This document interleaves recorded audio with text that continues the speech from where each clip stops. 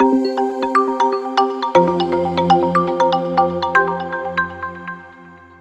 morning. I'm Molly Urquhart with EdNC, and I'm here this morning with State Superintendent of Public Instruction, Truitt, and President and CEO of the NC Chamber, Gary Salamido. Thank you both for joining me. Good morning, Molly. Great to be here. Good morning. You both launched Year of the Workforce in 2022. That set a tone for more connection between K-12 education and employers. A lot has changed since the last time EdNC spoke with you. So what have each of you been doing to build momentum and workforce connectivity with students and employers? And Superintendent Truitt, if you'll go first. Sure. Thanks for the question. So this is a passion project for me since the very beginning. I've been studying the data in our state for several years now about what happens to our students when they graduate from high school, which led us to wanting to have an administration that was really focused on how K-12 education prepares students for life after high school. So as you mentioned, we declared 2022 the Year of the Workforce. And what came with that was the 4 workforce goals that we launched in conjunction with the NC Chamber. Then we also did our statewide grassroots convenings in all 8 education regions around the Portrait of a Graduate, where we created that document that says these are the 7 skills and competencies that students must have in order to be successful after high school. And we need to infuse these 7 skills and competencies, or what we call durable skills, into daily instruction, kindergarten through 12th grade. Things like personal responsibility, adaptability, learner's mindset, communication skills. Those were aligned to what employers are seeking. And so that's really the best way that we can make sure that K-12 education is preparing students for success after high school. But then we also passed legislation to require computer science to be a graduation requirement, because we're leaving so many jobs on the table in North Carolina in IT. And then we also passed legislation that will require all 7th graders to develop a career development plan that will follow them to 10th grade. And then finally, I'm so excited to share that the credential attainment report, which we do every year as per statute, that measures the number of credentials that students are attaining in high school, shows that that number is the highest in state history. So our students are truly earning credentials of value that are aligned to jobs in North Carolina before they graduate from high school. Thank you. And Gary? I'm just doing what Catherine tells me to do. At the end of the day, all of that resides in our foundation. So our foundation is a long-term, nonpartisan entity that sits there and just looks at the data, listens to our members in the business community, and supports education to get our young people ready for whatever post-secondary experience that they would like to have. So our foundation sits at the forefront of that. And what we did in the first phase was, what's working out in the communities? Let's catch people being good, and let's share that with more and more folks from the good work that DPI is doing, our community colleges are doing, and show that it can work, and then begin to show other communities how they can adapt that work into their own community and have it be data driven. How do you build collaborations with the education and the business community, serving as a translator for that piece? And we launched a program in healthcare to do that, because we know that the healthcare workforce is critically important to helping us continue to be a competitive place for people to live, work, and raise their families. So under a close collaboration and constant dialogue, we started launching right into it. How do we connect the education community, K-12, with the businesses and serve as a translator and show what's working? Wonderful. Thank you. We're here today to learn about a new resource that is being rolled out to chamber members, CTE directors, and school counselors, helping to build programs that connect with the K-12 system and their future workforce. So tell us more about that resource. Who sought this and why? And if Superintendent Truitt, if you'll start again. Yeah, I would love to. One of the things that I hear constantly when I'm traveling across the state is from businesses is, how can we get involved in the recruiting and retention of employees? How can we make sure that we are bringing the workforce that we need into our business? We have businesses, of course, of all sizes and shapes in North Carolina. And so what I've always struggled to answer that question. I mean, there is the all high schools have a business workforce council that employers can join, but it's always sort of a struggle to really answer that question and say, well, this is how you do it. And so I shared that with Gary and said, what if we have a toolkit for businesses that the chamber sponsors, that sits in their foundation, that will literally show businesses how to do that. And he said, I'm all in. And that is how we are sitting here today to talk about the toolkit that's being launched. Thanks. Yeah, we've been talking, and the superintendent came and visited with our board at the end of, I think it was December of 2021, and just had a real candid and open conversation with the diverse group of leaders that we have on our board. And the idea was, okay, tell us how to connect, tell us how to do it. We want to be helpful with it. And then we surveyed our members. We went out and talked to people, put a short poll out. We have committees that we put it through.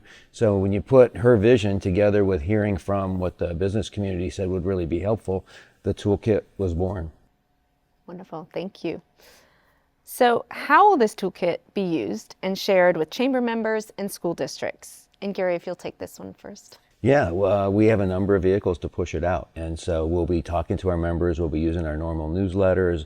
It'll clearly be part of the conferences and the events that we do.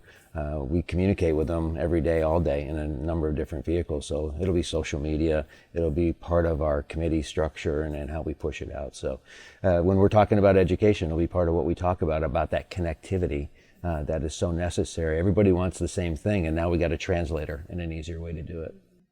Yeah, what I love about the toolkit is that it really demystifies for our businesses how they can tap into not just high school, but middle school as well. And I think it also shows them how, what it helps them figure out what their own resources are and what they can bring to the table.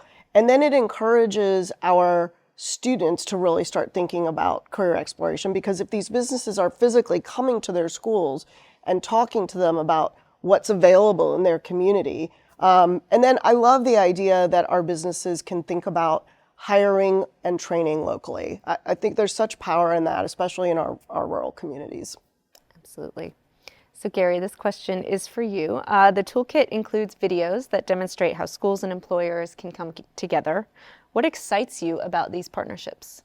Yeah, it's real. It's real life. It's real practical, and our young people will be able to see what it looks like to go in, for example, manufacturing. We've been embarking on a manufacturing tour, and it's not your father's or your grandfather's manufacturing. There's some really cool things being made here that are really requiring a new set of skills, whether that be on the AI side, whether it be on the innovative tech side. So it's going to be able to show young people exactly what it is to do that. And when we have early colleges in our high schools, and we have apprenticeship programs in the different areas, what's exciting is it takes a job and it makes it real for our young people earlier on in their careers. Because the rate and pace of innovation, combined with how smart our young people are now, we're going to have to meet them where they are. And where they are is early in their lives, understanding what's going on, and they want to see what a career is going to look like. So this gives us an opportunity to connect it. This is how we make school relevant for kids. And at a time where we're seeing record numbers of chronic absenteeism in our high schools, we have to think about how do we make high school relevant for all students. And the data is very clear that when you can connect an employer, an internship, any kind of if you see it, you can be it type of activities for our teenagers, it ignites a passion in them. Kids who are involved in something in their high school are not absent from high school. And this is just another way that we can make sure that we're touching all students in high schools and showing them that there is a path for them when they graduate from high school. Crossing that graduation stage is just the beginning, not an end. Great. And my last question is for both of you. You have both intentionally forged an important link between workforce and K-12. So outside of this toolkit, what is your hope for how your respective audiences will engage with one another? And Superintendent Truitt, if you want to start. Well, again, I really like how detailed, specific, and practical this guidebook is, this toolkit is. And so my hope is that we will see business leaders literally going online, looking at this toolkit and saying, oh, these are the schools that I can tap into in my community. And so we're going to call the principal, we're going to call the counselors, we're going to create a plan that shows how we can go in and be a part of these workforce development plans that the kids have. You know, there are already great examples of where this is happening in our state. I know in Asheville, for example, with the Pratt Whitney factory out there, they're tapping into local high schools and to AB Tech, and they've created their own training program. And these are jobs that people come in, they're earning a living wage immediately. They're actually earning money towards any kind of post-secondary training eventually. But it's this idea that we are showing kids that there's something else available for them immediately, besides just jumping right into a 4-year residential college degree. And that there are lots of different pathways available to kids that will lead to amazing, well-paying jobs. Yeah, for us, and it's really threefold. One is it's about enhancing existing relationships and building new relationships between the business community and our education community. Serving as a translator, deepening those relationships. At the end of the day, if people know people and if people work together and they have an existing and trusting relationship, change can happen and real things can change quickly. It's about giving hope, right? So when you're in middle school or high school, sometimes you don't know what you're going to do. It's about painting a picture. So you say, okay, I can do that. Now I can see a pathway to do that. And here are the resources to do that. And it's for businesses, it's a way to say, I want to help, but I don't know how, right? And so it begins to give them both a little bit of hope that we can meet our workforce needs, not only today, but that there'll be infrastructure for the future. And it's a good job is a good way to healthy life and a healthy community. And communities need people working in the private sector so that the resources are there. So investing our young people early in that process in their communities, whatever they want to do post-secondary. Well, thank you both so much. Appreciate taking the time this morning to talk about this. Thank you, Molly. Thank you.